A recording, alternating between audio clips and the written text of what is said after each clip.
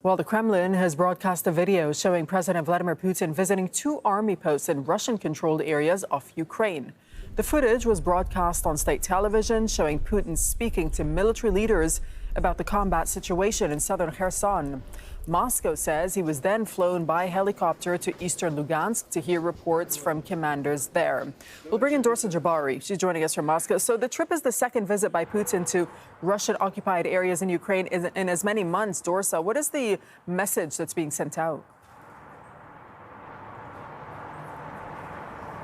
Well, first, Doreen, this is the first time that we've seen the commander-in-chief of the Russian armed forces paying a visit in person to the troops. The visit he had last month was to residents in the city of Mariupol, and he took that trip in the cover of darkness, where he drove himself in and around that city and made surprise visits to ordinary citizens there. But this is a very different one, clearly conveying a message of someone who is very sure of himself and very much in command of the situation of his troops in Ukraine, as well as trying to boost morale of the Russian army that is currently fighting in Ukraine. We saw the 70-year-old Vladimir Putin coming down from a helicopter in Kherson region, where he met commanders there, and he said that he's there to listen to them and to exchange ideas.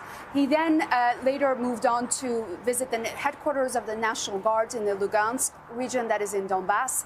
And there he presented officials there with a gold triptych, and he said this was a present for Easter, which people here celebrated on Sunday, the Orthodox Easter. And he said that this triptych once belonged to one of the greatest Russian defense ministers in the country's empire. Clearly a message to boost morale and also to show strength, and that he currently still believes that this war that he's launched can be won by his troops. Okay, Dorsa, thank you. Dorsa Jabari reporting from Moscow. Don't forget to like, share, and subscribe.